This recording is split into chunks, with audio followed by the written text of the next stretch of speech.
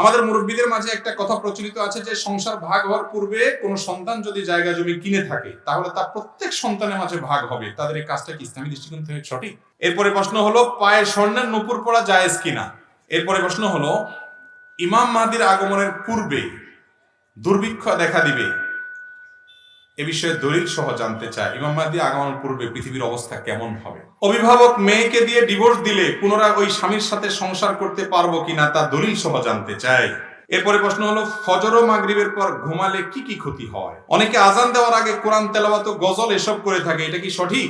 এরপরে প্রশ্ন হলো জানাজা নামাজের পর সম্মিলিত মোনাজাতের বিধান কি? এরপরে প্রশ্ন হলো বাবা মারা যাওয়ার পর বোনের হক বুঝিয়ে দেওয়া ইসলামের দিক থেকে কতটা জরুরি? টয়লেটে থাকা অবস্থায় আজান হলে টয়লেট থেকে বের হয়ে আজানের দোয়া বা আজান উত্তর দেওয়া যাবে কিনা? মসজিদের সামনের কাতার ফাঁকা রেখে মাঝখানে দ্বিতীয় কাতার শুরু করার বিধান কি?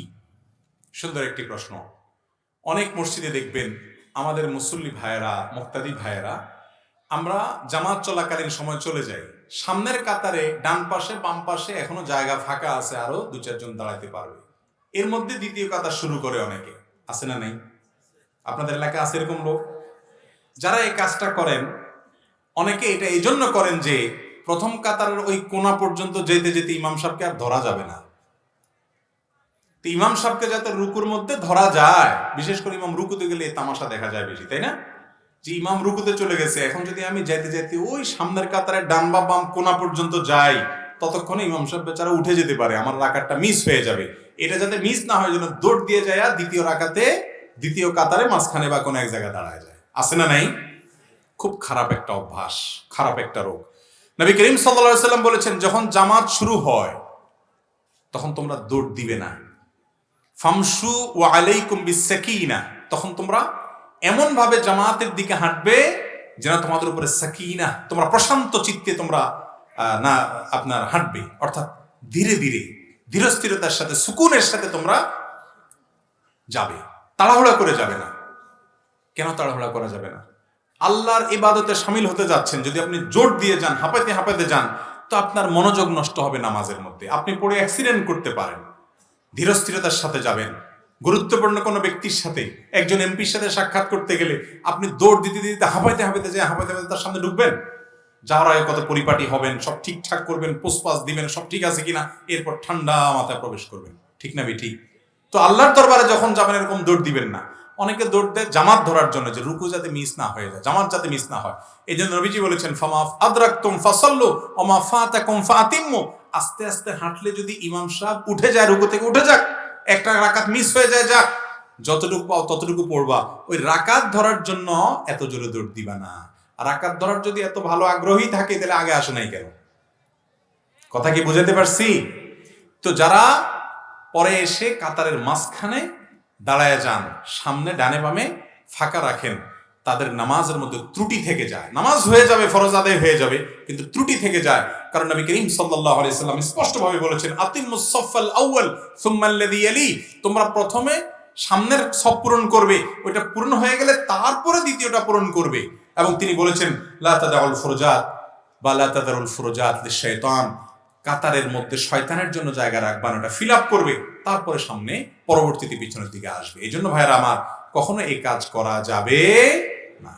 তবে নামাজটা কোনো মতো হয়ে যাবে, পূর্ণাঙ্গ হলো না যদি আপনি কাতার ফাঁকা রেখে আসেন। অবশ্যই কাতার পূর্ণাঙ্গ করে তারপর দ্বিতীয় কাতার পরবর্তী কাতারে দাঁড়াতে হবে।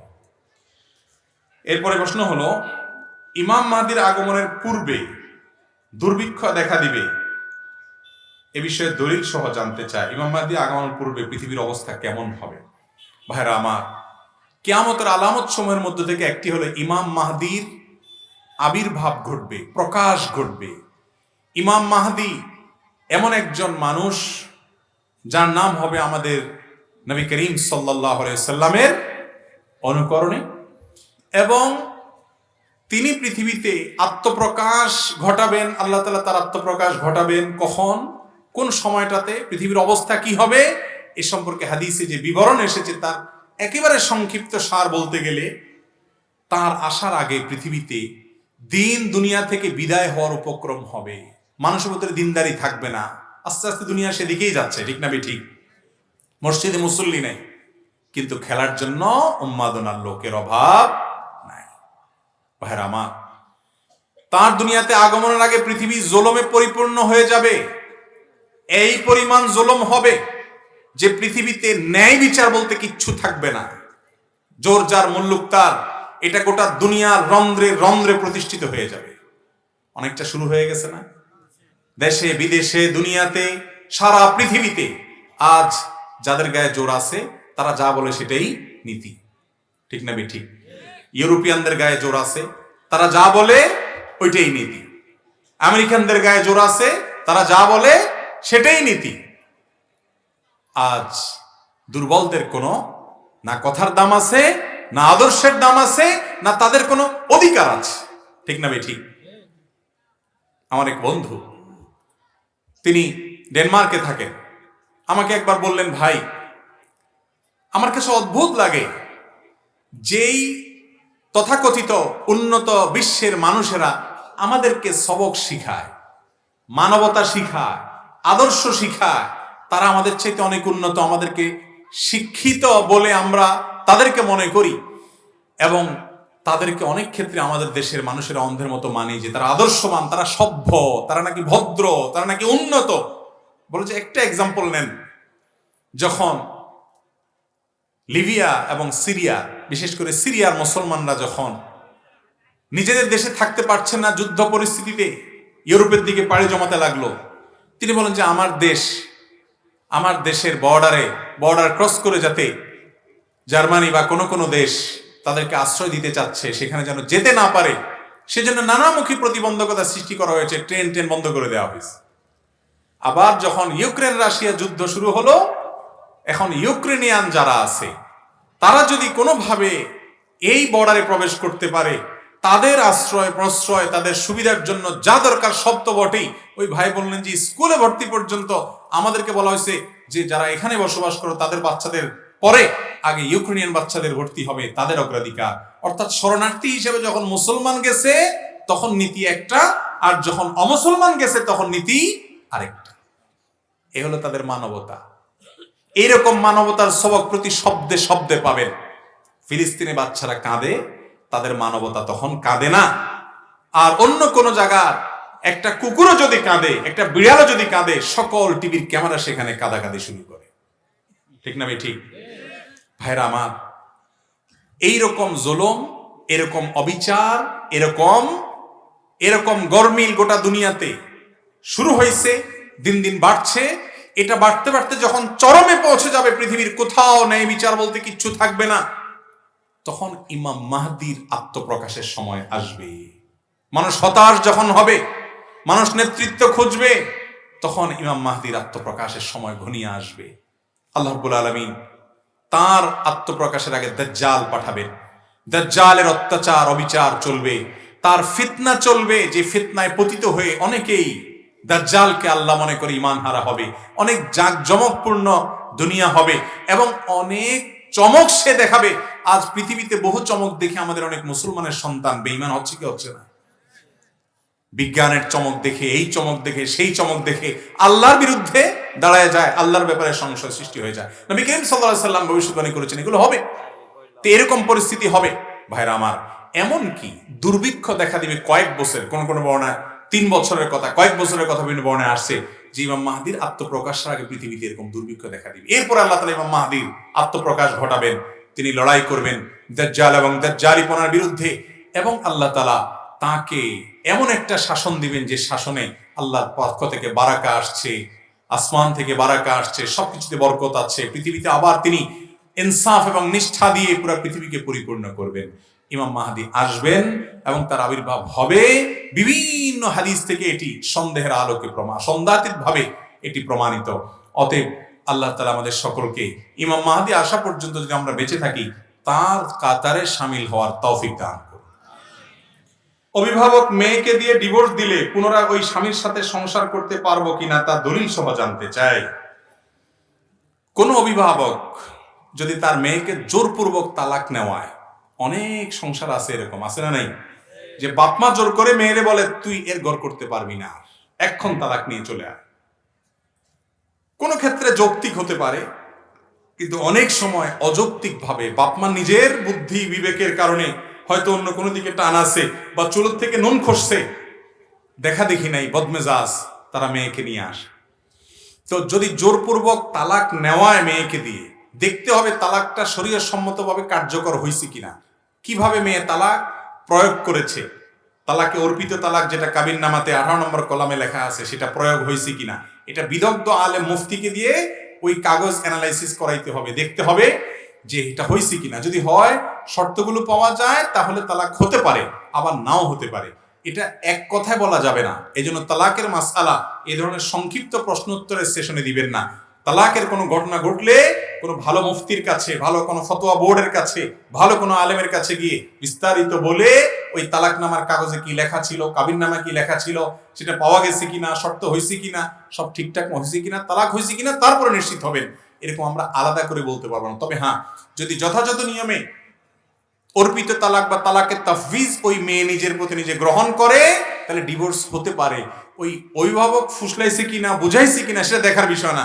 বিষয় হলো যে তালাকটা সঠিক পদ্ধতিতে প্রয়োগ হয়েছে কি হয় নাই। যদি হয়ে থাকে তাহলে ঠিকই তালাক হয়েছে, আর না হলে হয় নাই। অতএব এটা দেখতে হবে যে কিভাবে তালাক দেওয়া হয়েছে। তবে যেন তেন কারণে অভিভাবকরা, ছেলে হোক মেয়ে হোক, অনেক বাপ আছে ছেলেকে ফুসলায়, আরে এই মহিলার ছেড়ে দে, কত মহিলা আছে, চেয়ে ভালো মহিলা তোর বিয়ে করাবো, আছে না নাই? অনেক বাপ মা আছে মেয়েদেরকে ফুসলায়, আর তুই এর ঘর ছেড়ে দে, আমার ঘরে থাকবি, সারা জীবন থাকবি, খাবি। হ্যাঁ, যদি যৌক্তিক কারণে হয় সেটা তো ভিন্ন কথা। কিন্তু বেশিরভাগ ক্ষেত্রে দেখা যায় বাবা মা নিজেদের জেদ, ক্ষোভ এগুলা মিটাইতে গিয়া ব্যয় ব্যয়নের সাথে গন্ডগোল হয়েছে, মেয়েকে নিয়ে আসছে, আর দিবে না, আছে না নাই? খুব জঘন্য এবং খারাপ কথা। আল্লাহর জমিনে স্বামী স্ত্রীর সম্পর্ক ভেঙে যাওয়ার মতো এরকম কাজ, অপ্রিয় কাজ আল্লাহর কাছে আরেকটা নেই জায়েজ কাজের মধ্যে। এই জন্য ভাইরা, তালাক যাতে কম হয় চেষ্টা করবেন যে কোনোভাবে মিউচুয়াল করার জন্য।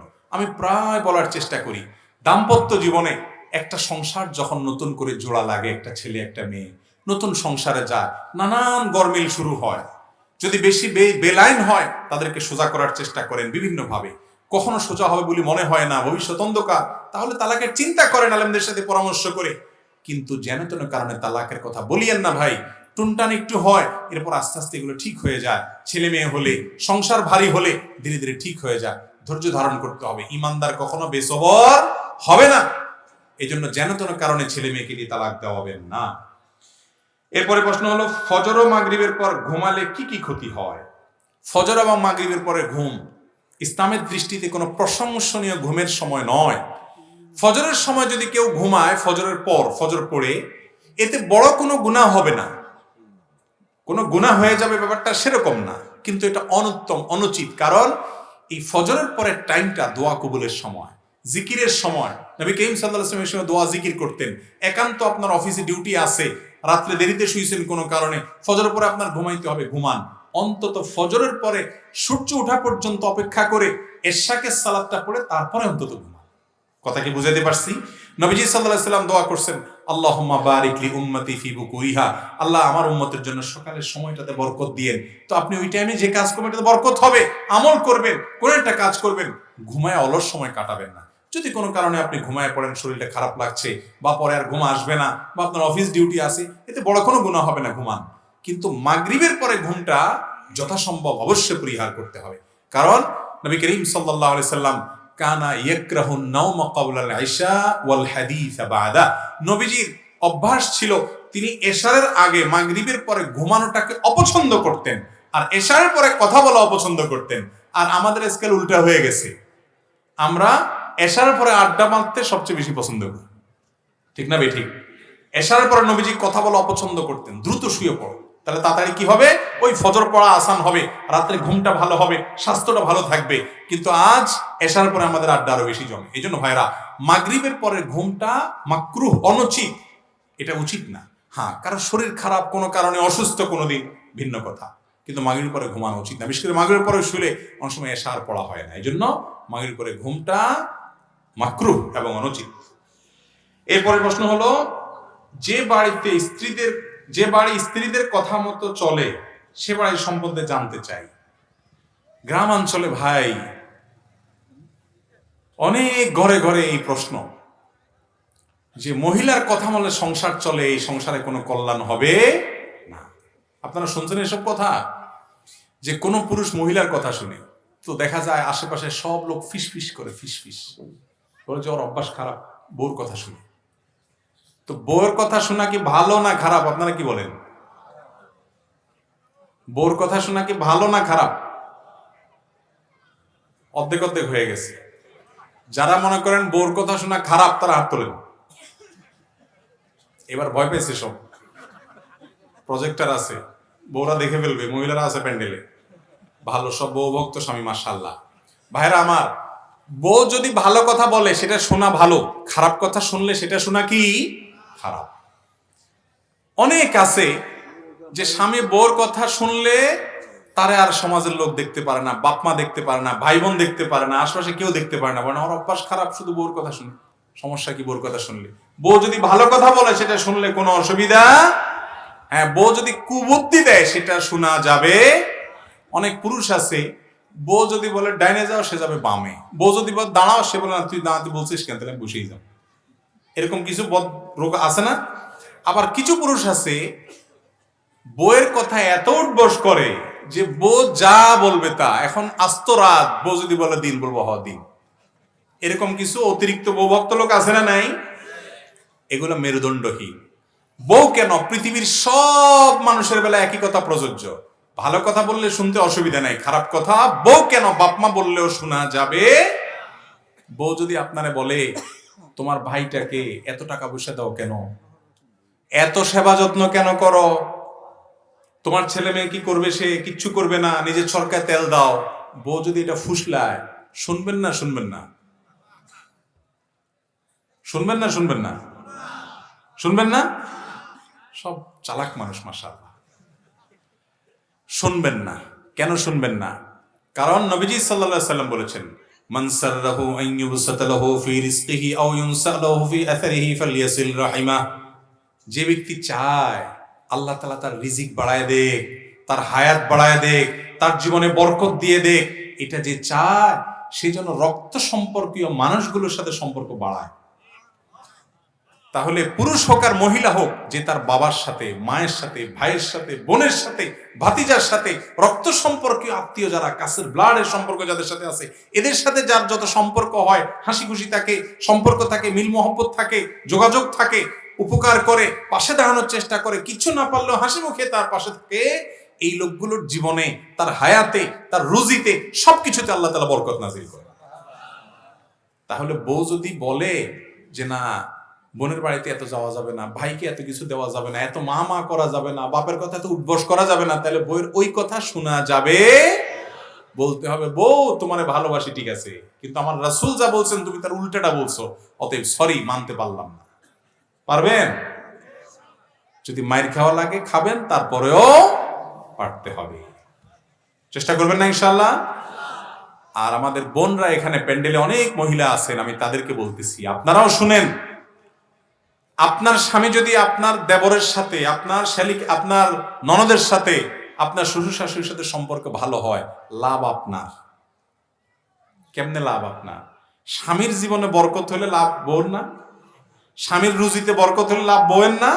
তো যারা ব্যাককল বউ, এরা স্বামীকে ভাই বোন থেকে, মা বাপ থেকে দূরে সরায়, ঠিক না বেঠিক?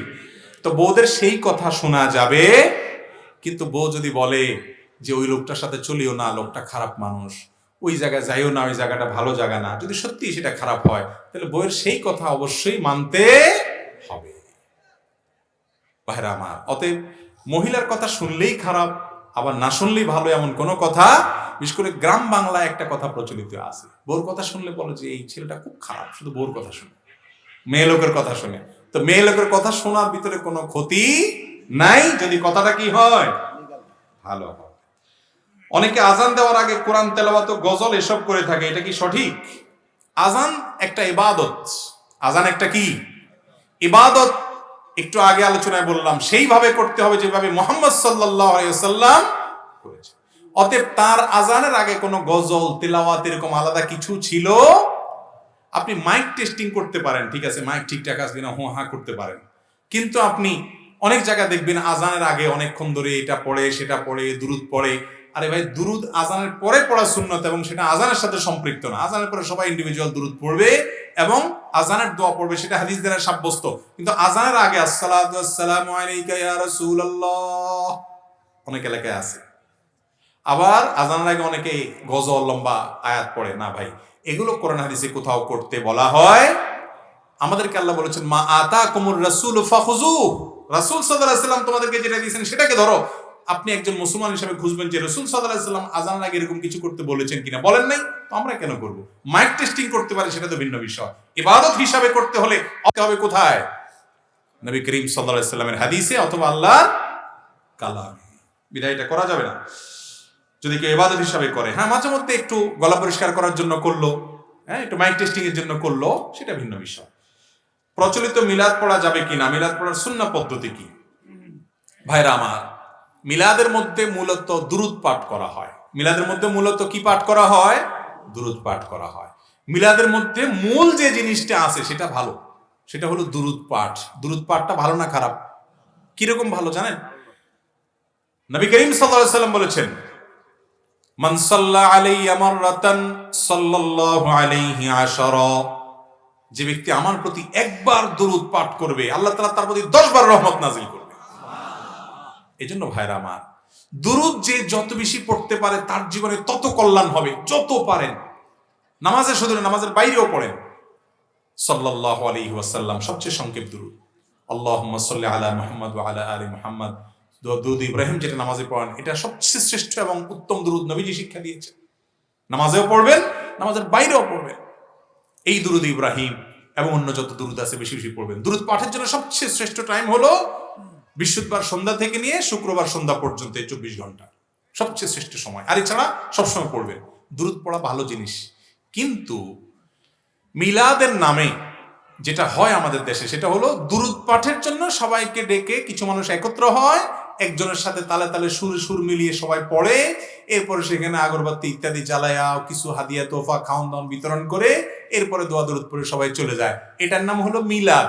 তাহলে মিলাদের ভিতরে যে মূল জিনিস দুরূদ, ওইটা ভালো জিনিস, কিন্তু দুরূদ পাঠের জন্য এই যে নিজের একটা সিস্টেম বানাই নিছি আমরা, এটা কোরআন হাদিস দ্বারা প্রমাণিত নয়। কথা কি বুঝাতে পারছি? কোরআন হাদিস দ্বারা এটা প্রমাণিত নয়। এই দুরূদ পাঠ করার জন্য সবাইকে ডাকতে হবে বা লোক একত্র হতে হবে এমন কোনো কথা নাই। ইসলামে কোনো জায়গায় দুরূদ পাঠের জন্য 2 জন মানুষ মিলে একত্রিত হইতে হবে এমন কোনো কথা। দুরূদ ইন্ডিভিজুয়াল আমল। কিছু আমল আছে ইসলামে ইন্ডিভিজুয়াল, সেগুলো একা একা করতে হয়। কিছু আছে যেগুলো ঐক্যবদ্ধ করতে হয়, সেগুলো ঐক্যবদ্ধ করার মতো আমল। নামাজ জামাতের সাথে ঐক্যবদ্ধভাবে পড়তে হয়, ওযুটা যার যার মতো করতে হয়, দুরূদটাও সেরকম যার যার মতো পড়তে হয়। এটার জন্য কোনো দলবদ্ধ রূপ দেওয়ার কোনো নির্দেশনা কোরআন হাদিসে কোথাও দেওয়া হয় নাই। সাহাবা ইকরাম 5 জন একত্র হয়েছেন, রাসূল আকরাম সাল্লাল্লাহু আলাইহি ওয়াসাল্লাম 5 জনকে একত্র করছেন দুরূদ পাঠের জন্য। এরকম একটা জাল হাদিসও কোরআন হাদিস খুঁজে আপনি কোনোদিন পাবেন না। আমি কি বুঝাতে পারছি? তো এই জন্য মিলাদের নামে যে দুরূদ পাঠের আয়োজন, আশরা, মজলিস করা হয়, এটা হাদিস দ্বারা প্রমাণিত না। যার যার দুরূদ শেষে পড়বে, এবং এটার জন্য কোনো সুর তুলতে হবে, একজনের সাথে বাকিরা তাল দিতে হবে। ইবাদতের ক্ষেত্রে এরকম বিভিন্ন রকমের সাইড পদ্ধতি যদি আমরা নিজেরা ঠিক করে নেই, এটার নাম বিদআত। আর নবীজি বলছেন যে ইয়াকুম ওয়া মুহদাসাতিল উমুর, যেটা আমি বলি নাই, ইবাদত করতে গিয়ে নতুন নতুন সিস্টেম মানুষ বানাবে, এগুলা থেকে তোমরা বেঁচে থাকবে। ফাইন্না কুল্লা মুহদাসাতিন বিদআহ, কারণ ইসলামের নামে সকল নতুন জিনিস এগুলো বিদআত হয়। আর ওয়া কুল্লা বিদআতিন দালালাহ, সকল বিদআতের ঠিকানা কোথায়? জাহান্নাম। গোমরাহি, আর গোমরাহির ঠিকানা জাহান্নাম। অতএব দুরূদ পাঠের নামে এই নিজেদের বানানো পদ্ধতি বানানো যাবে না, হাদিসে এটা নাই। যার যার মতো দুরূদ পাঠ বেশি বেশি করতে হবে ইনশাআল্লাহ। অনেকে আছে মিলাদে বিরোধিতা করেন, দুরূদ পড়ার খবর নাই, এটা খারাপ কথা। দুরূদ আপনাকে বেশি বেশি করে পাঠ পড়তে হবে। আপনি মিলাদ পড়বেন না, কিন্তু কি পড়বেন? দুরূদ পড়বেন। মনে থাকবে তো ইনশাআল্লাহ? এরপরে প্রশ্ন হলো, জানাজা নামাজের পর সম্মিলিত মুনাজাতের বিধান কি? জানাজা পুরাটাই হলো দোয়া। সালাতুল জানাজা পুরোটা কি রে ভাই? আমরা সালাতুল জানাজাতে আল্লাহর প্রশংসা করি, এরপর নবীর প্রতি দ্বিতীয় তাকবীর পড়ে দুরূদ পড়ি, তৃতীয় তাকবীর পড়ে মুর্দার জন্য কি করেন? দোয়া পড়েন না? আল্লাহুম্মা গফির লি হাইয়িনা ওয়া মাইয়িতিনা, আল্লাহ আমাদের জীবিতদেরকে মৃতদেরকে মাফ করেন। আল্লাহুম্মা গফির লাহু ওয়ারহামহু ওয়াআফিহি ওয়াফু আনহু, আল্লাহ এই ব্যক্তিকে মাফ করেন যার জানাজা পড়তেছেন, তার জন্য দোয়া না এগুলা? তো জানাজার নামাজটা পুরোটাই কি? দোয়া।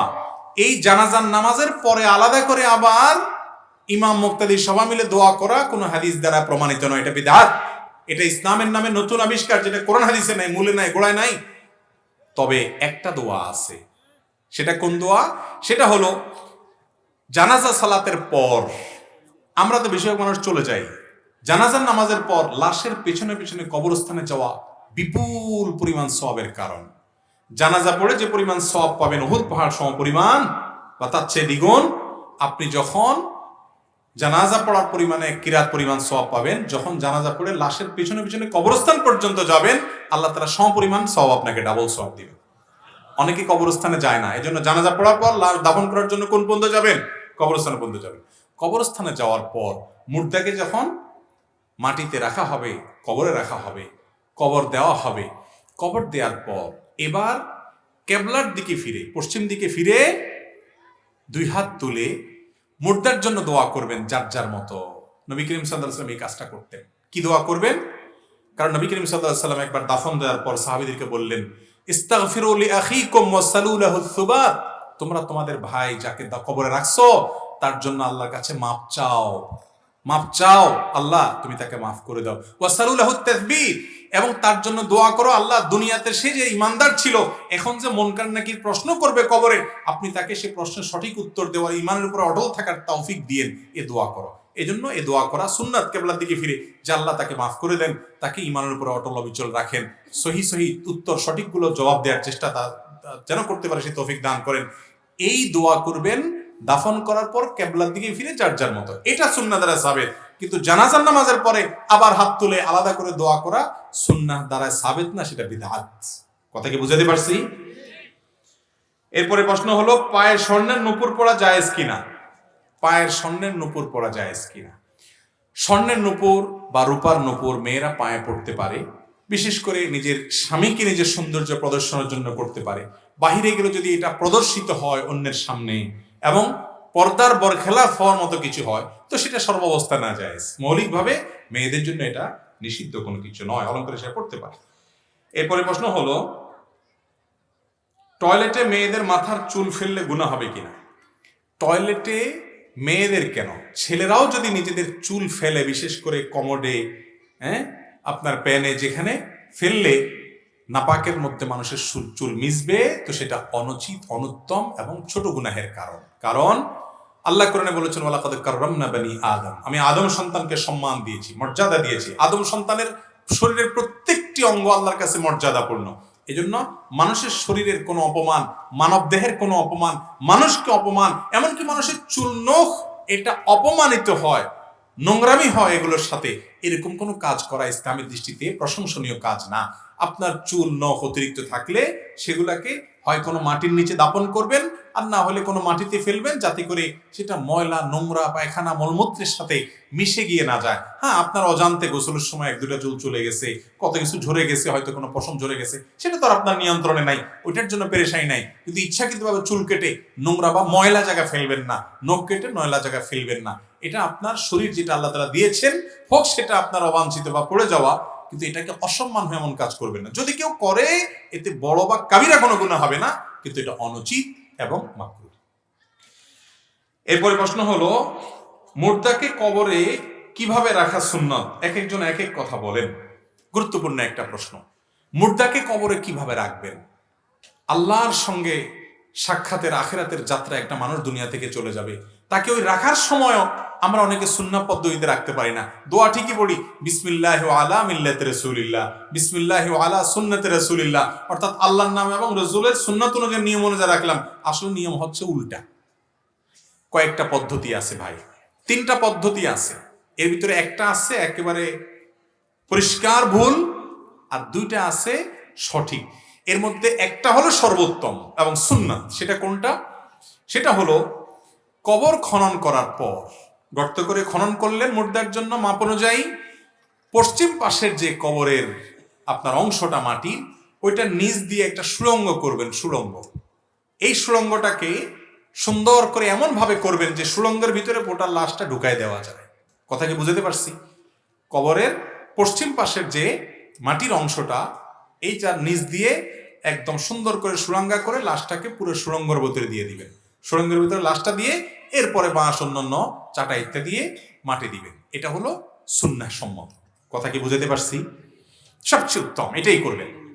এটা যদি করা না যায়, বৃষ্টির কারণে মাটি ভেঙে পড়বে, সুড়ঙ্গ করা যাচ্ছে না, করলেই ভেঙে পড়ে, কোনোভাবে টিকে না, এরকম যদি হয়, তাহলে সেক্ষেত্রে কবরের মাঝখানে একটু গভীর করে আরেকটা গর্ত করবেন। সেই গর্তের ভিতরে লাশ রাখবেন, রাখার পর যাতে করে গর্তের ভিতরে পুরো লাশটা প্যাকের মতো হয়ে যায়, তার উপরে এবার বাঁশ দিয়ে, আপনার ছাউনি দিয়ে, তার উপরে চাটা দিয়ে আপনি দাফন করতে পারেন। এটাও করা যায়, কিন্তু ওইটা হলো উত্তম।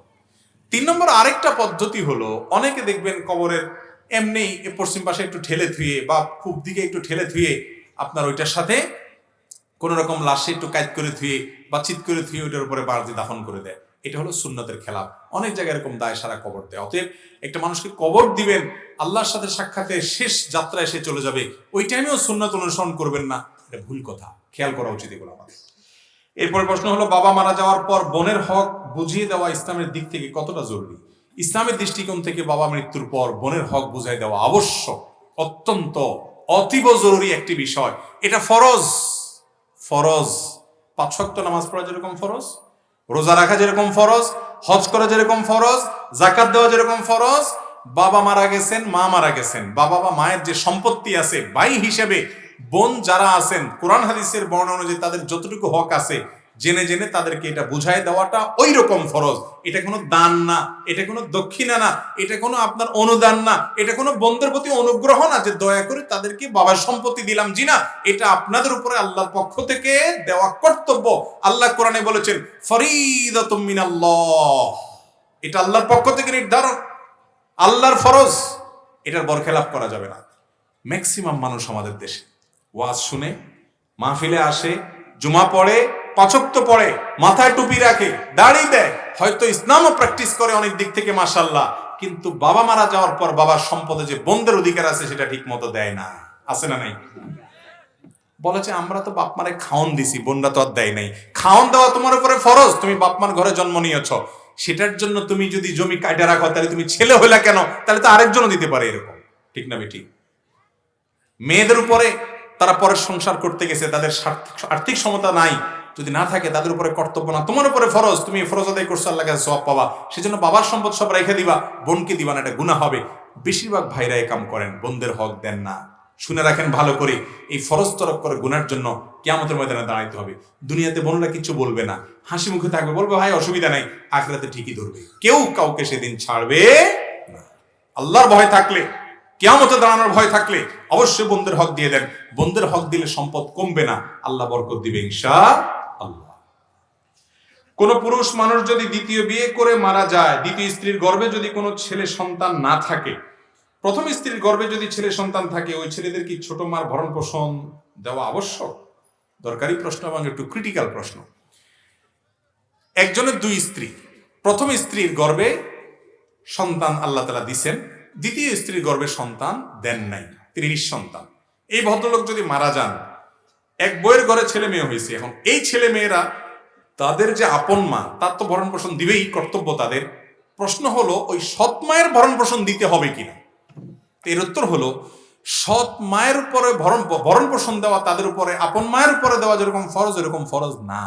কিন্তু বাবার স্ত্রী, অর্থাৎ তিনি সৎ হইল মা, সেই হিসাবে অবশ্যই তার ভরণ পোষণ দেওয়ার সামর্থ্য থাকলে, হাদিয়া তোফা দেওয়ার সামর্থ্য থাকলে, মা সুলভ আচরণ, স্নেহ, মমতা সাধ্য অনুযায়ী তাকে দেওয়ার চেষ্টা করা উচিত। এটা সুসন্তান এবং নেককার বান্দা হওয়ার জন্য জরুরি।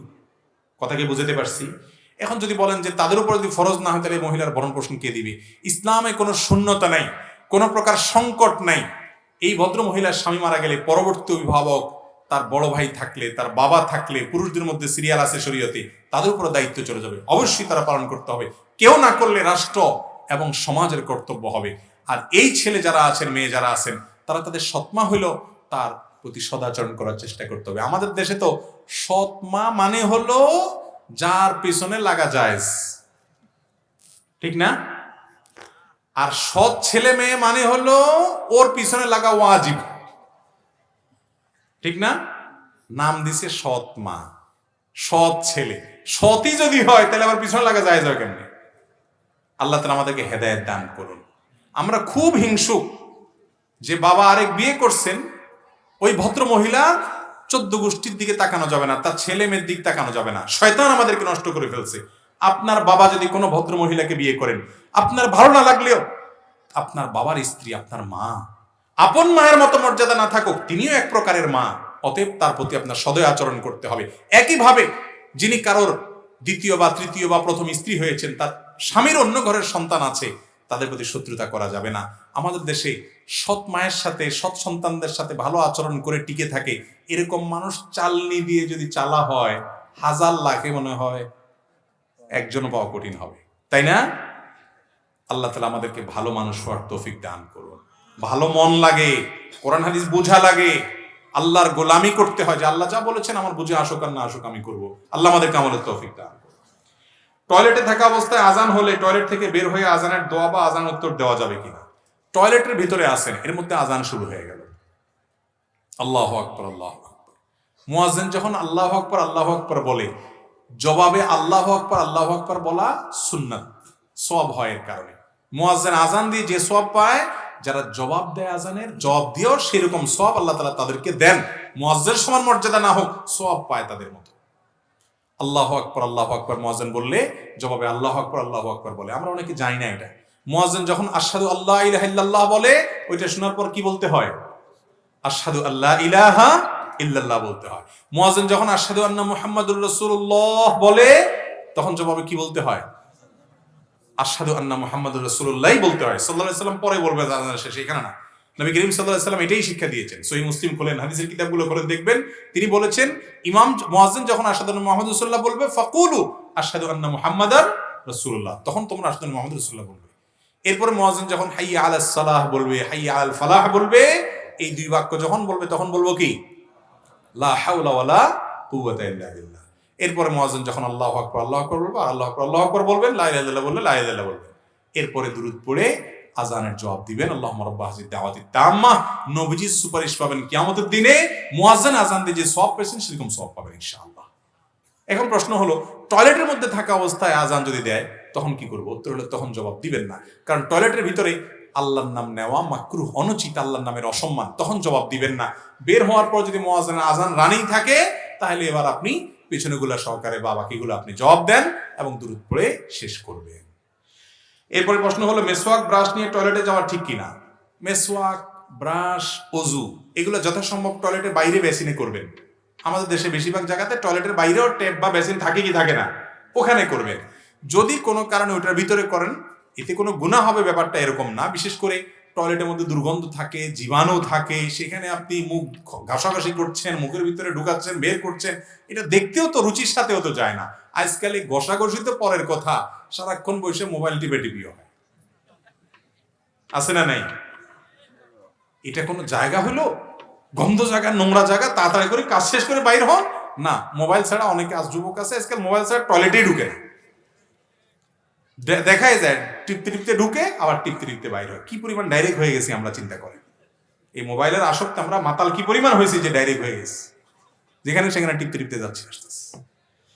এরপরে প্রশ্ন হলো, আমি এক ব্যক্তিকে বিদআত সম্পর্কে সতর্ক করতেছিলাম। কথা প্রসঙ্গে তিনি বললেন, জন্মের পর থেকে দেখতেছি আমার বাবা, দাদা এবং মুরব্বীরাও করে আসতেছে। এখন জানাজার নামাজের পর মুনাজাত না করলে তৃপ্তি আসে না। এখন যদি আল্লাহ আমাকে জাহান্নামে দিয়েও খুশি থাকে, তাহলে দেখ বিদআতের প্রতি এরকম অন্ধবিশ্বাস প্রসঙ্গে ইসলাম কি বলে? বলেন নাউজুবিল্লাহ। ও ভাই, কত বড় কথা! আল্লাহু আকবার। আল্লাহ জাহান্নাম দিলেও দেখ। অনেকে অনেক আকাম কুকাম করে, খারাপ কাজ করে, আবার কেউ নিষেধ করলে বলে এই কাজ করে যদি আমার জাহান্নামে যাওয়া লাগে তাও যাইতে রাজি আছে। জাহান্নামটা মনে করছে নানার বাড়ি টাইপ মনে হয় না, যে নানা বাড়ি যাওয়া লাগলেও গেলাম আর কি। জাহান্নাম সম্পর্কে যদি ন্যূনতম কোনো ধারণা থাকতো, জাহান্নামের কথা শুনলে নবীজি কাঁদতেন, সাহাবায়ে কেরাম কাঁদতেন। জাহান্নামের আয়াত যখন পড়তো, চোখ দিয়ে টপ টপ করে পানি পড়তো, আল্লাহর কাছে পানা চাইতেন, আল্লাহুম্মা আজিরনা মিনান নার। আল্লাহ, এত ভয়ঙ্কর জায়গা, এত কঠিন শাস্তির জায়গা, যেখানে কোনো মৃত্যু হবে না, শুধু কষ্ট হতে থাকবে, কেউ কারোর থাকবে না, প্রচন্ড কষ্ট সেখানে থাকবে, দুনিয়ার আগুন থেকে 70 গুণ বেশি উত্তপ্ত থাকবে। সেই জাহান্নাম থেকে পানা চাইতেন নবীজি, সাহাবায়ে কেরাম। আর মুসলমানের সন্তান কোনো খারাপ কাজ থেকে বাধা দিলে বলে জাহান্নামে যাওয়া লাগলে যাব। তার মানে জাহান্নাম সম্পর্কে তার কোনো সাধারণ ধারণা পর্যন্ত নাই। নামে মুসলমান, মুসলমানের সন্তান হয়ে মুসলমান, সকল মুসলমান, গড়পড়তায় মুসলমান, ইসলাম বুঝে মুসলমান হয় নাই। কোরআন পড়েন অর্থ সহকারে, হাদিস পড়েন অর্থ সহকারে। আল্লাহ আমাদেরকে খাঁটি মুসলমান হওয়ার তৌফিক দান করুন। এই ধরনের কথা মুখ দিয়ে বাইর হয়ে গেলে আল্লাহর কাছে মাফ চাইতে হবে, আল্লাহ আমি ভুল করে ফেলেছি, না হলে কবুল হয়ে গেলে সর্বনাশ হয়ে যাবে। এরপর প্রশ্ন হলো, কোনো ব্যক্তি যদি ঋণগ্রস্ত অবস্থায় মারা যায় এবং তার পরিবারের লোকেরা সামর্থ্য থাকা সত্ত্বেও যদি তাৎক্ষণিক পরিশোধ না করে, তাহলে তার জানাজার নামাজ পড়া যাবে কিনা? আর যদি ঋণ পরিশোধ করার মতো সক্ষমতা না থাকে, এমন অবস্থায় করণীয় কি? ভালো করে শুনে রাখেন। ঋণ নিয়েছেন কারোর কাছে, দোষের কিছু নাই, শুধুই ঋণ নিবেন না। সুন্নাহ সম্মত যে ঋণ আছে, হালাল যে ঋণ আছে সেটা নিবেন। ঋণ নেওয়ার পর ঋণের টাকা পরিশোধ করে দিবেন। কোনো কারণে ঋণ পরিশোধ করার মতো আপনার ক্ষমতা নাই, চেষ্টা করবেন আপ্রাণভাবে। অনেকে আছে এসে বলে, হুজুর একটু দোয়া শিখিয়ে দেন। কিসের দোয়া ভাই? বলে অনেক ঋণ হয়ে গেছে তো আল্লাহ যেন ঋণ পরিশোধ করে দেয়। তো আমি মাঝে মধ্যে দোয়া আছে হাদিসে শিখাই দিই, আবার মাঝে মধ্যে বলি, ভাই আপনার ঋণ কত? বলে এত। আপনার কি আছে? আমার কিচ্ছু নেই। পরে এবার ভালো করে যারা করলে দেখা যায় ওনার অনেক জমি জমা আছে মাশাআল্লাহ, ওনার অনেক সহায় সম্পত্তি আছে মাশাআল্লাহ। তো বললাম এগুলো বিক্রি করে আপনি ঋণ দেন। বলে হুজুর জমি জমা বেশি ঋণ দেওয়া যায়? তার মানে উনি চাচ্ছেন ওনার কিছু অতিরিক্ত টাকা আসবে, সে উৎমা টাকাতে উনি কি দিবেন? ঋণ দিবেন। জীবনেও এটা ঋণ পরিশোধের চেষ্টা হবে না। আমার শেষটুকু, শেষ সম্বলটুকু বিক্রি করলেও ঋণ দেওয়ার চেষ্টা করতে হবে। এর নাম ইসলাম। যদি ঋণ নিয়েছেন, দেন নাই, ঝুলায় রাখছেন দিবেন দিবেন করে, এরপর আপনার মৌত হয়ে গেছে, ইচ্ছাকৃত গড়িমসি করেছেন, মাতালুল গানি যুলমুন হাদিসে আসছে, ধনী ব্যক্তি মানুষকে ঘুরে নেটে জুলুম হবে, এর কারণে আপনার মৃত্যুর পর আপনার জানাজা এলাকার সম্মানিত ব্যক্তিরা, মুরব্বীরা, নেতৃবৃন্দরা, ইমাম সাহেব নিজে পড়াবেন না, মুয়াজ্জিনকে দিয়ে পড়াবেন। কারণ নবীজি সাল্লাল্লাহু আলাইহি সাল্লাম কোন লোক ঋণগ্রস্ত অবস্থায় মারা গেলে তার জানাজা তিনি নিজে পড়তেন না। তবে তিনি মুসলমান, বেঈমান না, যেহেতু ঈমান আছে, এই জন্য অন্যদেরকে বলতেন তোমরা জানাজা পড়ো, তিনি পড়তেন না। আত্মহত্যাকারী জানাজা তিনি পড়তেন না, যাতে করে মানুষ এই কাজগুলো করতে 10 বার চিন্তা করে। তো আমাদের সমাজে গণ্যমান্য ব্যক্তিরা অ্যাভয়েড করবে, বিশেষ করে যারা অবহেলা করেছে। ঋণগ্রস্ত ব্যক্তির যে রূহ, এই রূহ ঝুলন্ত থাকে। এই রূহ কি থাকে ভাই? ঝুলন্ত থাকে, তার আত্মা ঝুলন্ত থাকে। এই জন্য ঋণ দেওয়ার চেষ্টা করবে। হ্যাঁ, কেউ ঋণগ্রস্ত ছিল, চেষ্টা করছে, তার কোনো ত্রুটি ছিল না, বেচারার আসলেই কিছু নাই, সেটা ভিন্ন কথা। আল্লাহ তাআলা অবশ্যই তার মাফের ব্যবস্থা করবে এবং তার জন্য সবাই দোয়া করতে হবে। ওয়ারিসরা যদি ঘুরা গড়িমসি করে, এটা তাদের ত্রুটি। আর কেউ ঋণ নিয়েছেন, ওয়ারিসরা গড়িমসি করতে পারে জানেন, বা পারুক বা না পারুক, করুক বা না করুক, আপনার দায়িত্ব হলো ওসিয়ত করে যাও, বাবারে আমার মৃত্যু হয়ে গেলে অমুক অমুক আমার থেকে টাকা পাবে, আমার সম্পদ বেঁচে দিবা। তিনি যদি নাও বলেন, তারপরে তার সম্পদ বিক্রি করে 1 নম্বর ওয়ারিসদের কর্তব্য হলো বাবা মার ঋণ, মৃত ব্যক্তির ঋণ পরিশোধ করা। তারপরে থাকলে তারা ভাগযোগ করবে। আজকাল ছেলেমেয়েরা নিজেরা আগে ভাগযোগ করে নেয়, তারা দেওয়ার খবর নেই। ঠিক না বেঠিক? আমাদের মুরব্বীদের মাঝে একটা কথা প্রচলিত আছে যে সংসার ভাগ হওয়ার পূর্বে কোনো সন্তান যদি জায়গা জমি কিনে থাকে, তাহলে তার প্রত্যেক সন্তানের মাঝে ভাগ হবে। তাদের এই কাজটা কি ইসলামী দৃষ্টিকোণ থেকে সঠিক? ভুল। সংসার ভাগ হওয়ার আগে আপনার একটা ছেলে বড় হয়েছে, সে নিজে নিজে কামাই করে নিছে, এরপর জমি কিনছে, তার জমির ভাগ সব সন্তানকে দিতে হবে এমন কোনো কথা কেন? সবাইকে দিবে। ওরা ছোট আছে, ওরা বড় হয়ে ওরা উপার্জন করবে, যার যতটুকু নসিব আছে সে ততটুকু কামাই করে নিবে। হ্যাঁ, বাবার টাকা দিয়েই সে ব্যবসা করে, বাবারই দোকান সে চালায়, ওই টাকা দিয়ে সে জমি কিনছে, ওইটা সবার ভাগ হবে, কারণ ওইটা তো বাবার। অতএব বাবারটা সব সন্তান পাবে। কিন্তু সন্তান নিজে একটু উপার্জন করছে। অনেক সন্তান আছে বাপের টাকায় বিদেশ গেছে, তার কর্তব্য হলো বিদেশ যাওয়ার পরে বাপ জমি বিক্রি করে পাঠাইছে, ওই টাকাগুলো পাঠায়া বাবার জমি কিনে দিবে বা ওই টাকা পরিশোধ করে দিবে। এরপরে যে উপার্জন করবে সেটা দিয়ে ভাই বোনের খেদমত করবে, বাপ মার খেদমত করবে, পাশাপাশি নিজের জন্য জমি রাখবে। ওই জমিতে ভাই বোন ভাগ বসাইতে পারবে। আমাদের দেশে বিদেশিদের যে কি কপাল পোড়া পোড়া, সারা জীবন তো কামাই করে আর জমি কিনতে থাকে, ভাই বোন ওই দোকানে দোকানে আড্ডা মারে, টোটো করে ঘুরে, আর ওই ভাইয়ের জমির ভাগ বসে বসে থাকে। আছে না নেই? অনেক বাপ মায়ের কাজ করে। খবরদার, এটা করবেন না। কার কতটুকু হক বুঝে সে অনুযায়ী করবে। আমাদের সমাজে সুন্নতি পোশাকের নামে বিশেষ ধরনের পোশাক পরিধান করা হয়। আসলে সুন্নতি পোশাক কোনটি, এটা নিয়ে বিস্তারিত আলোচনা করতে হবে, এত সময় না, আমি শেষের দিকে। সুন্নতি পোশাকের কিছু মার্কা এবং আপনার কিছু নিদর্শন আছে। ড্রেস কোড ইসলাম দিয়ে যে পোশাকের কিছু নীতিমালা দিয়েছে, সেগুলো অনুসরণ করতে হবে। যেমন পুরুষরা ঢিলা ঢালা পোশাক পরবেন, যে অঞ্চলে যে পোশাক প্রচলিত আছে পোশাক পরলে কোনো অসুবিধা নেই। নবী করিম সাল্লাল্লাহু আলাইহি সাল্লাম সাধারণত জুব্বা পরেছেন, চাদর পরেছেন, লুঙ্গি পরেছেন, এগুলো হাদিস দ্বারা প্রমাণিত। টুপি পরেছেন, সাহাবা একরাম টুপি পরতেন, এগুলো হাদিস দ্বারা প্রমাণিত। কিন্তু এগুলোর অ্যাকচুয়াল ধরনটা কি, সেটা কি গোল না কতটুকু গোল, কতটুকু লম্বা, কতটুকু কি, এত মাপঝোপ আমরা যেভাবে পুঙ্খানুপুঙ্খভাবে আজকে করি সেটার বিবরণে এতটা সংরক্ষিত নাই। তবে তিনি মোটার উপরে জুব্বা, চাদর এগুলো পরতেন। আর এগুলো আমাদের অঞ্চলে প্রচলিত যেগুলো আছে, লুঙ্গি এবং ফাড়া পাঞ্জাবি যদি কেউ পরে তাহলে খেলাফে সুন্নত করছে এটা বলা যাবে না, এটাও চলবে। তবে ইহুদি খ্রিস্টানদের ধর্মীয় বা অন্য কোনো ধর্মের ধর্মীয় পোশাক পরবেন না, তাদের সাথে সাদৃশ্য গ্রহণ করা নিষেধ হাদিসে। পুরুষ হয়ে মহিলার বেশ ধারণ, মহিলা হয়ে পুরুষের বেশ ধারণ করবেন না। আজকাল কিছু পাঞ্জাবি বাইরে হয়েছে, ঈদের সময় বেশি দেখা যায় যে পুরুষদের পাঞ্জাবির সাথে একটা ওড়না দেয়, দেখছেন আপনারা? এটা তো মহিলার জন্য ওড়না দিবে, পুরুষ আবার পাঞ্জাবির সাথে ওড়না দিবে কেন? পুরুষ মহিলা আবার বাম ধরছে, অনেক পুরুষ আছে ওটা মহিলা আবার গলা ঝুলায় সুন্দর করে মহিলাদের মতো। আচ্ছা, আবার মেয়েদের ক্ষেত্রে একই কথা, পুরুষদের ভান ধরে দেখবেন যে শার্ট পরে, গেঞ্জি পরে, ভাব চকর প্যান্ট পুন পরে, ওটাকে পুরুষ না মহিলা বোঝার উপায় থাকে না, আছে না নেই? নবী করিম সাল্লাল্লাহু আলাইহি ওয়াসাল্লাম বলেছেন, লানাল্লাহুল মুতাশাব্বিহিনা মিনার রিজালি বিন নিসাল ওয়া লানাল্লাহুল মুতাশাব্বিহাতু মিনান নিসাই বির রিজাল। ওই পুরুষদের প্রতি আল্লাহ লানত বর্ষিত হয় যেই পুরুষরা মহিলাদের বেশ ধারণ করে, আর ওই মহিলাদের প্রতি আল্লাহ লানত বর্ষিত হয় যারা পুরুষদের বেশ ধারণ করে। পুরুষ পুরুষের মতো, মহিলা মহিলাদের মতো রাখতে হবে। আল্লাহ তাআলা তাদের সৃষ্টিতে অনেক বৈচিত্র্য ব্যতিক্রম রেখেছেন, সে আলোকে তাদের ড্রেস কোডও ভিন্ন হবে। এবং পুরুষরা টাকনুর নিচে পোশাক পরবে না, পাঞ্জাবি, জুব্বা, চাদর, প্যান্ট, পায়জামা, এগুলা, লুঙ্গি ইত্যাদি। আর মহিলারা তারা বরং টাকনুর নিচেই পরবে, যথাসময় উপরে পড়বে না, বিশেষ করে যখন বাহিরে যাবে পর্দার খেলাফ হবে। এভাবে ইসলামের ড্রেস কোড মেনে চললেই চলবে। একেবারে টুপি সবসময় লাগায় রাখতে হবে, না হলে গুনাহ হবে, এরকম কোনো বিষয় নাই। মুহাম্মদ সাল্লাল্লাহু আলাইহি সাল্লামের নাম শুনলে অনেকে বৃদ্ধ আঙ্গুলে ফু দিয়ে চোখে মাসা করে, এর কোনো ফজিলত আছে কিনা? মুহাম্মদ সাল্লাল্লাহু আলাইহি সাল্লামের নাম শুনলে কি করতে হবে ভাই? দুরূদ পড়তে হবে, দুরূদ পড়বেন। তার নাম শুনছেন, সাথে সাথে তার জন্য দোয়া পড়বেন, সাল্লাল্লাহু আলাইহি, আল্লাহ তার প্রতি রহমত নাজিল করেন, ব্যাস এটাই ডিউটি। এটা না করে আপনি ফু দেন, চুমা খান, এগুলো লাভ নাই। আপনার আঙ্গুলে, আপনার হাতে জীবাণু থাকতে পারে, এখানে চুমা খেয়ালে আবার চোখ ঘষলে বরং আরো চোখে উঠতে পারে, আরো রোগ হইতে পারে। কথা কি বুঝাতে পারছি? আমাদের অনেক ভাইরা এই চুমা খাওয়া বা চোখে দেওয়া, ফু দেওয়া, এগুলোর সপক্ষে অনেক আজগুবি বই পুস্তকে দলিল আদিল্লা হাজির করে। ভাই, এই ব্যাপারে যদি কোনো দলিল প্রমাণ থাকে, কোরআনে থাকতে পারে, অথবা কোরআনে যদি এত খুচরা বিষয় না থাকে, তাহলে নবী করিম সাল্লাল্লাহু আলাইহি সাল্লাম থেকে বর্ণিত বহু হাদিস আছে, তার হাদিস গ্রন্থগুলো থাকবে, বুখারী থাকবে, মুসলিমে থাকবে, তিরমিজি থাকবে, নাসাই থাকবে, ইবনে মাজাহ থাকবে, আহমদে থাকবে, আবু দাউদে থাকবে। এরকম কোনো হাদিস গ্রন্থ নাই, কোথাকার কোন বিদগুটে কি নিয়ে আসে ওখানে দেখায়। তো এরকম তো আপনি অনেক কিছুই আনতে পারবেন দুনিয়াতে। মুসলমান অনুসরণ করবে কিসের? কোরআন এবং সুন্নাহর, হাদিসের। অতএব এর মধ্যে থাকলে আপনি অবশ্যই করেন, কিন্তু এর মধ্যে নাই। মৃত ব্যক্তির নামে 3, 7, 40 দিনে যে খাবার খাওয়ানো হয়, এটা কি সঠিক? এ ব্যাপারে হাদিস কোরআন কোনো ফজিলত আছে কিনা? মৃত ব্যক্তির মারা যাওয়ার পর তার যারা ওয়ারিস, মনে করেন কেউ মারা গেলেন, তার ছেলে মেয়ে, আত্মীয় স্বজন যারা আছে, তাদেরকে এলাকাবাসী খাওয়াবে, এটা হলো সুন্নাত।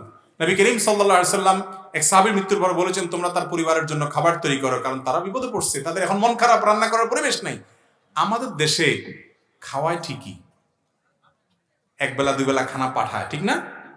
এরপরে বলে খাওয়ায়নি, 2-4 বেলা খাওয়ায়নি, এরপরে বলে 3 দিন হয়েছে, 7 দিন হয়েছে, 40 দিন হয়েছে, এবার পুরো এলাকাবাসীরে খাওয়া তোমরা, সুদে আসলে এরপরে উঠায়, ঠিক না ভাই? ঠিক। সবচেয়ে বড় বেদাত গুলোর মধ্যে একটা হলো এটা, এই দেশে যে মানুষ মারা যাওয়ার পরে যারা আত্মীয় স্বজন হারাইছে তারা পুরো এলাকাবাসীতে গরিব খাওয়ানোর নাম হলো গরিব খাওয়ানো। আসলে গরিবের নাম গন্ধ নেই, গরিবের চাইতে বরং আরো কি থাকে বেশি? ধনী থাকে বেশি। গরিবের বলে তোরা দূরে থাক, আগে চেয়ারম্যান সব খেয়ে যাক, ঠিক না ভাই? ঠিক। ভাইরা আমার, কোন মানুষের মৃত্যুর পর যারা প্রিয়জনকে হারাইছে তাদেরকে এলাকাবাসী খাওয়াবেন যত পারেন, কিন্তু তাদের কাছ থেকে কোনো খাওয়া দাবি করবেন। অনেকে না খাওয়াইলে এলাকাবাসী মন খারাপ করে বলে, কি ছেলে মেয়ে রেখে গেল রে, একটু কারোর হাতও ধোয়াইলো না। আছে না? এগুলা কত বড় লজ্জার কথা। আপনার হাত ধোয়াইতে হবে কেন? আপনি হাত ধোয়ার জন্য পানি পান না? আসলে খাওন চায়, এটা কেমন কথা ভাই? আমি আমার বাবাকে হারাই এমনি মনে বেদনায় আসি, আবার গরু জবাই করে খাওয়াবো? আরে খাওয়াই তো মানুষ ফুর্তির চোটে, আমি কি খুশি যে আমার বাপ মারা গেছে? এগুলা মূর্খতা, অজ্ঞানতা, এগুলোর বিরুদ্ধে সংগ্রাম করতে হবে, এগুলোর বিরুদ্ধে আমাদেরকে রুখে দাঁড়াতে হবে। এগুলা কোনো সুন্নাহ নয়। তাহলে কি করতে হবে? আপনি আপনার বাবা মারা গেছে, মা মারা গেছে, তার সওয়াবের জন্য যদি খাওয়াইতে চান, তো ওই খাবারটা গরিব দুঃখীদেরকে দেন। দিন ঠিক করা ছাড়া এমনি যখন মনে চায় তখন, 1 বছর পরে, 6 মাস পরে, আপনার যখন খুশি খাবার দিতে হবে এমন কোনো কথাও নাই, টাকা দেন, পয়সা দেন, একজন একটা টিউবওয়েল গেড়ে দেন, একটু রাস্তা বানায় দেন, মানুষের কষ্ট হচ্ছে রাস্তাটা বাধাই করে দেন, আপনার বাবা সব পাবে, মা সব পাবে।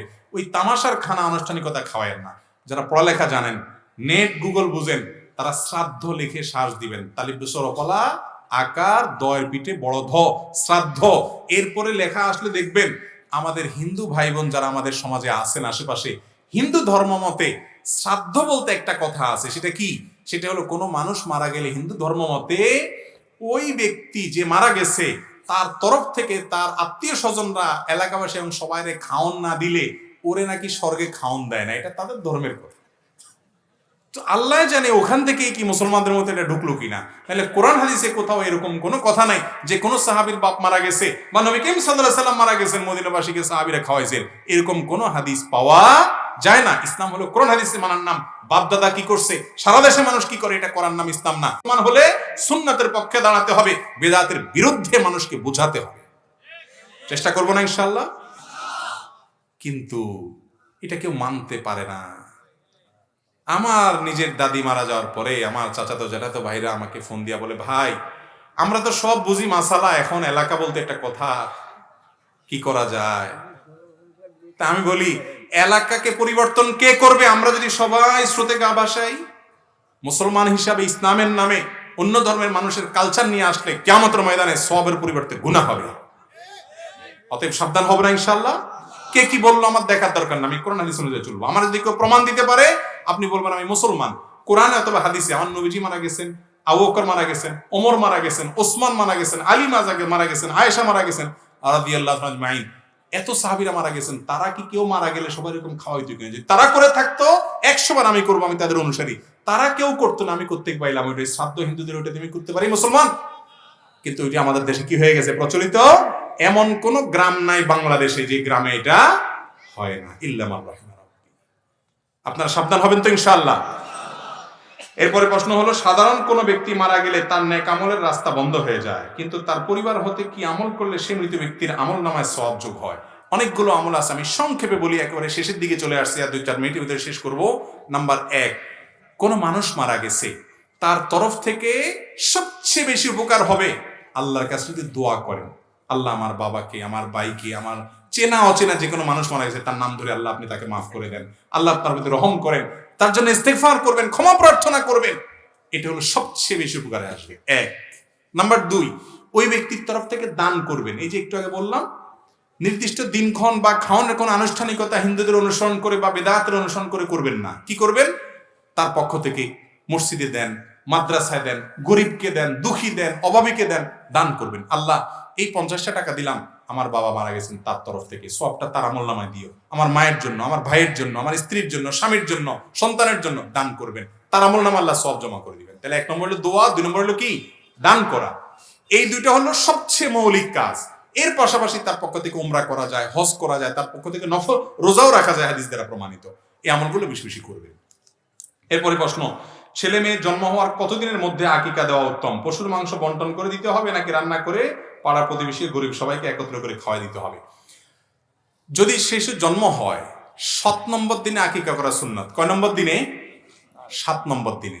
7 নম্বর দিন আর 7 দিন পর বেশ কম আছে কিন্তু, ভুল বুঝেন না। 7 দিন পরে বলি নাই কিন্তু। কোন দিনে? 7ম দিনে। 7ম দিন আর 7 দিন পরের মধ্যে বেশ কমটা হলো, ধরেন আজকে কি বার?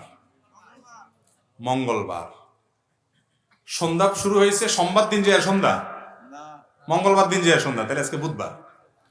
হিজরি বা চান্দ্রবর্ষ অনুযায়ী রাত আগে আসে, আজকে সন্ধ্যা থেকে কালকের দিন শুরু হয়ে গেছে, তাহলে আজকে মূলত কি বার? বুধবার। আপনি এমনি জেনারেল হিসাবে মঙ্গলবার দিন যে রাত ধরবেন, কিন্তু চান্দ্রবর্ষ অনুযায়ী কোরআন হাদিসের আমলগুলো হয় চান্দ্রবর্ষ অনুপাতে, সেই বর্ষ অনুপাতে, সেই হিসাব অনুসারে চান্দ্রমাস অনুযায়ী রাত আগে আসে। সন্ধ্যা হয়ে যাওয়ার সাথে সাথে বুধ শুরু হয়ে গেছে, আগামীকাল সারাদিন বুধবার, অথবা আজকে রাতটাও, আগের রাতটাও পরের দিনের সাথে বুধবার। অথবা আজকে রাতে কোনো বাচ্চা জন্ম হয়েছে অথবা কালকে দিনের বেলা জন্ম হয়েছে, তাহলে এটা বুধবারে হইলো। বুধবারে যে বাচ্চার জন্ম হবে, এর পরের বুধ 1, বৃহস্পতি 2, শুক্র 3, শনি 4, রবি 5, সোম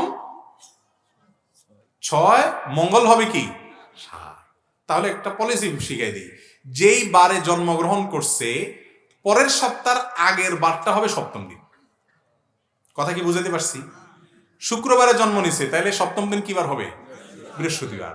বৃহস্পতিবারে জন্ম নিছে, সপ্তম দিন কবে হবে? বুধবার। ওই দিনে আকিকা করা সুন্নাত। ছেলে হলে 2টা ছাগল দিবেন, মেয়ে হলে 1টা ছাগল জবাই করে নিজেরা খাবেন, অন্যদেরকে খাওয়াবেন।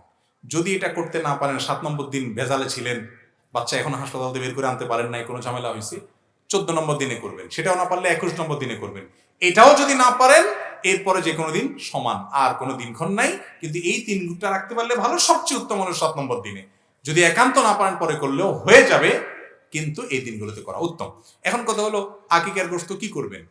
আকিকার গোশত অনেক এলাকা আছে বাপ মারে খাইতে দেয় না, বলে বাপ মা আকিকার গোশত খাইতে পারে না। আমি বলি বাপ মা একটু বাড়ায় খাইতে হবে, কারণ এত কষ্ট করে বাপ মা হয়েছে বেচারা, সবচেয়ে বেশি খুশি তারাই তো। এটা তো খুশির গোশত, অতএব তারা বেশি করে খাবে। এটা মূর্খতা, মানুষ জানে না, বলে যে বাপ মা খাইতে পারবে না। অনেক উল্টাপাল্টা মশলা দিয়ে এই মানুষকে খাওয়াতে বঞ্চিত রাখে। বাপ মারা বেশি করে খাবে, আত্মীয় স্বজন বেশি করে খাবার পেট খারাপ করেন না, চাচা বলছেন ঠিক আছে, ওইটা খায়েন না, ওইটা করেন না। বেশি করে খাওয়া বলতে খাইতে পারবেন, এরপর আত্মীয় স্বজনকে দিবেন, এলাকাবাসীকে দিবেন, গরিব দুঃখীকে দিবেন, আপনাদের ব্যাপার। কোরবানি গোশতের মতো নিজেরা খাবেন, অন্যদেরকে দিবেন। আকিকার গোশত রান্না করেই খাওয়াইতে হবে এমন কোনো কথা নেই, দান করে দিবেন। রান্না করে খাওয়াইলে বরং আরো ভেজাল হয়, কারণ আকিকার অনুষ্ঠান করে কার্ড ছাপায়, আবার চাঁদা উঠায়, আছে না নেই? এটা 2 নম্বরই ভাই, লজ্জার কথা। একবেলা ভাত খাওয়াইবেন, আবার কার্ড সাফাই দিয়েছেন, তার মানে হাতে করে কিছু নিয়ে আসেন, আবার বেহায়ের মতো টেবিল চেয়ার নিয়েও বসে, কি আনছেন দিয়ে যান। আমি বলি এর চাইতে ডাকাত ভালো। ডাকাত ছুরি ধরে দাঁড়ায়, ভাই কি আছে দিয়ে দাও। আপনি ছুরি ধরলেন না, চেয়ার টেবিল নিলেন, বেশ কম এতটুকু, আপনি ভদ্রবেশে ডাকাতি করলেন। এই জন্য অনেক গরিব মানুষ আছে এইসব আকিকার দাওয়াত, অলিমার দাওয়াত এগুলো পাইলে মনে কষ্ট পায়, যার এই কার্ডটা দিয়ে ফেলছে, এখন না গেলেও খারাপ দেখা যায়, আর গেলে দেখা যাবে আমরা মানুষ 2 জন খাবো 1000 টাকা, দিয়ে আসতে হবে 2000 টাকা। লস প্রজেক্ট, হোটেলে দেখাইলে আরো লাভ আছে, ঠিক না ভাই? ঠিক। এগুলা করবেন না, খবরদার। নিজের বাচ্চার আকিকার জন্য এসব 2 নম্বরই করবেন না। খাওয়াবেন, কোনো হাদিয়া তোফা নিবেন না, এই কার্ড ব্যবসা বাণিজ্য করবেন না। আমি এমন ফ্যামিলিও দেখছি যে হিসাব করে যে কত মানুষ দাওয়াত দিবে, কত টাকা খরচ হবে, আনুমানিক কত টাকা উঠতে পারে, তাতে লাভ কত টাকা হবে। তো হোটেল ব্যবসা হয়ে গেল। এর চাইতে রাস্তার দ্বারা হোটেল দেন, ওটাই তো ভালো। খবরদার এগুলা করবেন না। বিয়ের সময় 2 নম্বরই হয় আমার দেশে, হয় না? হয় না? যুবকরা সংগ্রাম করতে হবে যে আমার বিয়েতে এসব 2 নম্বরে আমি হইতে দিব না। একটা মানুষ একবেলা খাইতে আসবে, দোয়া করে দিয়ে যাবে, সেখানে পর্যন্ত আসার আগে দিয়া চেয়ার টেবিল নিয়ে একদম খাতা কলম নিয়ে টাইটম্বর আসছেন, হ্যাঁ আসসালামু আলাইকুম, কি আছে, তার মানে কি আসছেন, দিয়ে যান। আরে বাবা, হোটেল আলাও তো খাওয়ানোর পরে না, এটা ঢুকার সময় নিয়ে নেয়। হোটেল আলাও এর চাইতে ভালো, ঠিক না ভাই? ঠিক। তোমার বিয়েতে না যেতে হোটেলে যাওয়া ভালো ছিল। আপনাদের এলাকায় নাই এটা? আল্লাহ তাআলা আমাদেরকে বুঝার তৌফিক দান। পারফিউম সেন্ট ব্যবহার করা জায়েজ আছে কিনা, হালাল কিনা?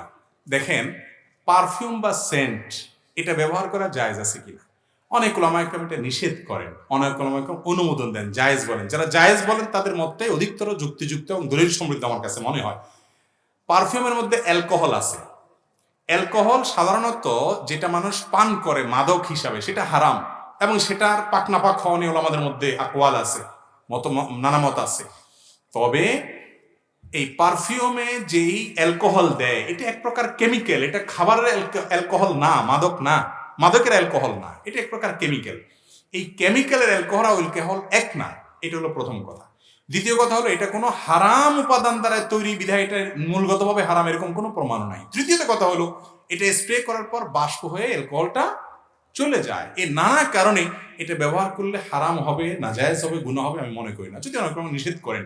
আপনি সতর্কতা মূলক মত হিসাবে ওলামাদের মত পার্থক্যের মধ্যে আপনার সন্দেহ পড়েন, অথবা ওই দলটা বেশি সমৃদ্ধ মনে হয়, আপনি তাহলে নামাজের আগ মুহূর্তে করেন না, যাতে করে বাষ্প বাষ্প উড়ো হয়ে তারপরে যে আপনি করেন, আর আতর ব্যবহার করেন। তবে আজকাল অনেক সেন্ট ব্যবহার হয়েছে, ওগুলোতে আবার লেখা থাকে অ্যালকোহল মুক্ত, ব্যবহার করলে তার কোনো ঝামেলাই থাকে না, কোনো মত পার্থক্যই থাকে না। তবে ব্যবহার মৌলিকভাবে করাটা জায়েজ মনে করি।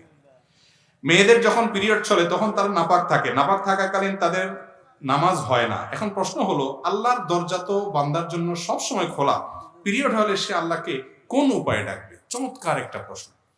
আল্লাহর দরজা তো বান্দার জন্য সব সময় খোলা, তাই না? এখন একজন মহিলা মাসিক হয়ে গেছে, সে নামাজ পড়তে পারে না, তাহলে আল্লাহর দরজা তার জন্য বন্ধ হয়ে গেল? উত্তর হলো না, তার জন্য আল্লাহর দরজা কি হয় নাই?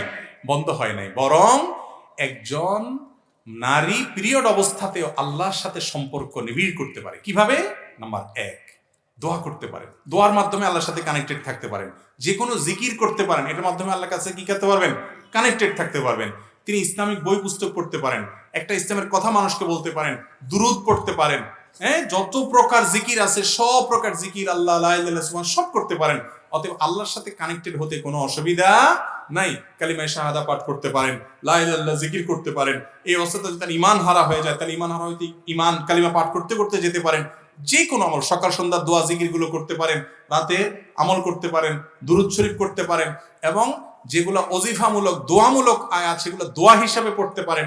অতএব মাসিক হয়ে গেলে একজন নারী স্বামী স্ত্রী শারীরিক সম্পর্ক, কোরআনে কারিমের স্পর্শ করা এবং জমহুরের মত অনুযায়ী তেলাওয়াত করা, তওয়াফ করা উমরার, এবং মসজিদে প্রবেশ করা, এই কাজগুলো ছাড়া, রোজা রাখা, এগুলো ছাড়া বাকি যে নফল বা অন্য যে আমল কাজগুলো আছে সব ইবাদত তিনি করতে পারবেন। অতএব পিরিয়ড হয়ে গেছে বিধায় তিনি আপনার আর কোনো আল্লাহর সাথে সম্পর্ক করতে পারবেন না, তার সুযোগ শেষ হয়ে গেছে, এটা বলা ভুল। বরং তিনি অবস্থা আমল ইবাদত করতে পারেন। আমাদের অনেক মা বোনরা আছেন পিরিয়ড হয়ে গেলে আর কিচ্ছু করে না, আল্লাহ বিল্লাহ করে না, এটা ভুল, এটা মূর্খতা। এই সময় তিনি জিকির আজকার আর বেশি করে করতে পারবেন। সর্বশেষ প্রশ্ন, আমি একজন ফ্লেক্সিলোড বিক্রেতা, অধিকাংশ রিচার্জ 29, 99, 199 ইত্যাদি দিতে হয়। সেক্ষেত্রে গ্রাহকের নিকট হতে 1 টাকা বেশি রাখতে হয়। অবস্থা আমার শরিয়ার হুকুম কি? খুব দরকারি একটা প্রশ্ন ভাই।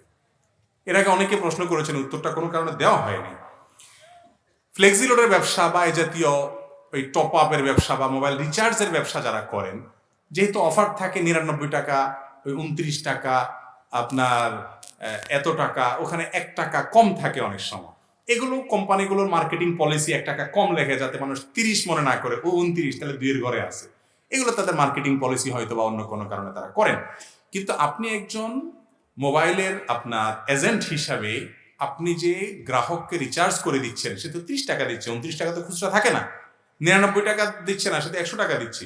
আপনার উচিত 1 টাকা তাকে ফেরত দেওয়ার ব্যবস্থা করা, কারণ 1 টাকার কয়েন এখনো বাংলাদেশ থেকে বিদায় হয়ে যায় না। আপনি কিছু কয়েন রাখেন, অন্যের টাকা, সে তো 99 টাকা আপনার থেকে কিনছে, 1 টাকা তো তার হক, অধিকার, অতএব তার অধিকারটা ফেরত দেন।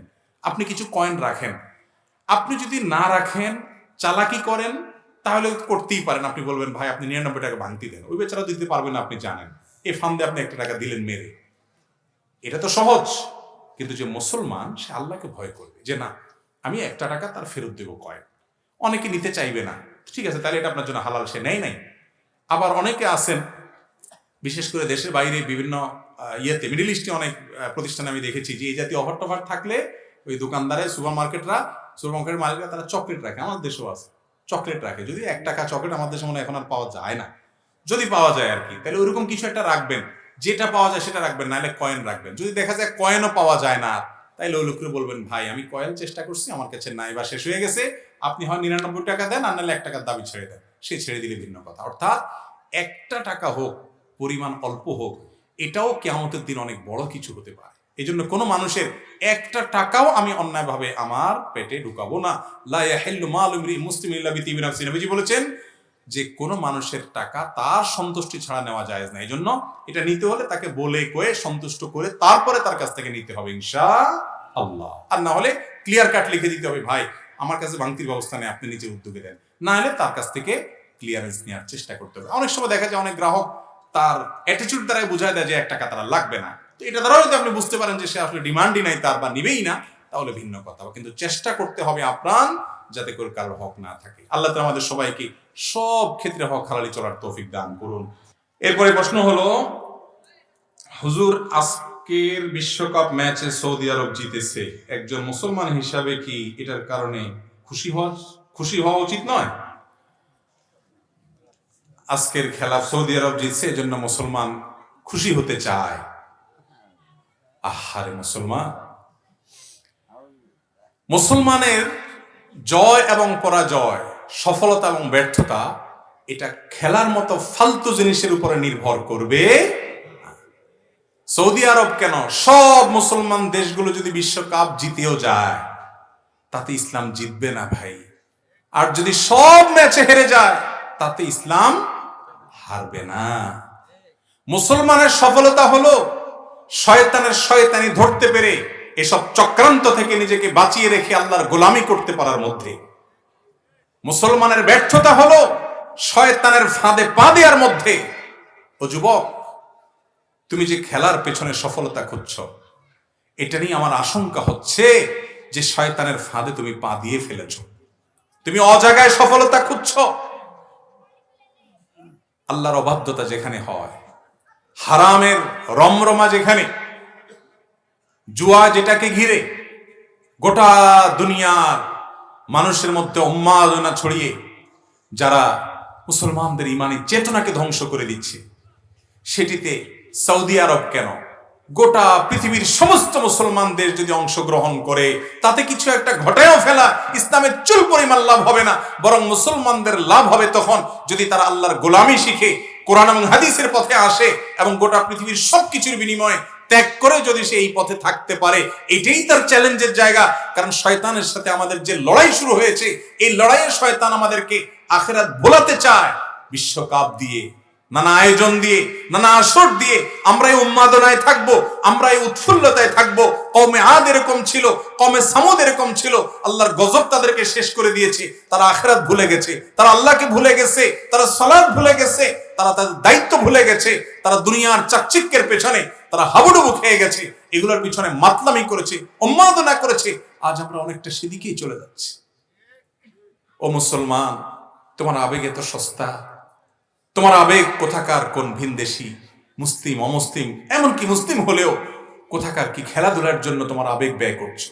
তোমার আবেগ হবে তোমার আল্লাহর জন্য, তোমার রাসূলের জন্য, সাহাবীদের জন্য, খোলাফায়ে রাশেদার জন্য। তুমি কাদের সন্তান? তাদের জন্য। তোমার আবেগ হবে নামাজের জন্য। এক রাকাত নামাজ মিস হয়ে গেছে, তোমার চোখের পানি পড়বে। একদিন জামাত তোমার মিস হবে, তোমার কষ্ট হবে, তোমার মিস হয়েছে। তুমি তোমার কোন দল হেরে গেছে সেই জন্য ব্যথিত হও, কোন দল জিতছে সেজন্য খুশি হও। তোমার খুশি হওয়ার কথা যে আজ আমার ফজরের নামাজটা জামাতে পড়া তৌফিক হয়েছে, আমি আল্লাহর সামনে দাঁড়াতে পারবো। আল্লাহ তাআলা মুসলমানের ঈমানি চেতনা যেন আমরা ধ্বংস না করি, আল্লাহ তাআলা আমাদের সেই তৌফিক দান করুন। কিয়ামতের আগে অনেক ফিতনা আসবে ভাই, অনেক ফিতনা। হ্যামিলনের বাসিওয়ালার গল্প আপনারা শুনেছেন। কিয়ামতের আগে বহু হ্যামিলনের বাসিওয়ালার মতো ঘটনা ঘটবে। এক এক ডাকে হাজার হাজার লক্ষ লক্ষ কোটি কোটি মানুষ সেদিকে ছুটবে যে ইমানি চেতনা হারিয়ে ফেলবে। কিয়ামতের আগে এরকম হবে। এই টাইমে ইমানের উপর অটল থাকা বড় কঠিন, বড় কঠিন। অতএব সৌদি আরব কেন, পৃথিবীর কোন মুসলিম দেশের খেলায় জেতা হারা এটা একজন মুসলমানের জীবনের কোনো গুরুত্বপূর্ণ সাবজেক্ট হতে পারে না। অতএব এটা দিয়ে সে আনন্দিত হলে, অনেক মুসলমান আছে যে এটা দিয়ে আনন্দ করে উনি সওয়াব আশা করে আল্লাহর কাছে। আল্লাহ রাব্বুল আলামিন সওয়াব দেওয়ার মালিক, সেটা নিয়ে আমার হাত দেওয়ার কিছু নাই। কিন্তু কোরআন হাদিস ঘাটলে আমরা জানি যে কোরআন হাদিসের আলোকে সওয়াব পাওয়ার রাস্তা কোনটা, গুনাহ পাওয়ার রাস্তা কোনটা। আজকে আমার অফিসে এক যুবক আসছে, তো প্রসঙ্গত জিজ্ঞেস করলাম, যুবক মানুষ ছবি তুলতে আসছে আমার সাথে। বললাম কোন দলের সাপোর্ট করেন ভাই? বলে হুজুর আমি আজকে সৌদি আরবের সাপোর্ট করি, কারণ আমি ব্রাজিলের সাপোর্টার। আমি তখন জানতাম না যে আজকে কোন দলে খেলে। অনেক পরে আমাকে অফিসে একজন বলল, ভাই আজকে কি সৌদি আরব আর্জেন্টিনা খেলা। আল্লাহু আকবার। মুসলমান সৌদি আরবের সাপোর্ট করে আল্লাহরে খুশি করতে চায়। সৌদি আরব যদি কোনো কুকাম করে জিতে, তো সেখানে আমরা তারে সমর্থন করলে আল্লাহ খুশি হবে? সৌদি আরব কি আমাদের জন্য এতই মডেল যে যা করবে তা আমরা অন্ধের মতো সমর্থন করব? আল্লাহ তাআলা আমাদেরকে বুঝার তৌফিক দান করুন। আমরা দীর্ঘ সময় পর্যন্ত কোরআন হাদিসের আলোকে অনেক কথা শুনলাম, অনেক মাসালার উত্তর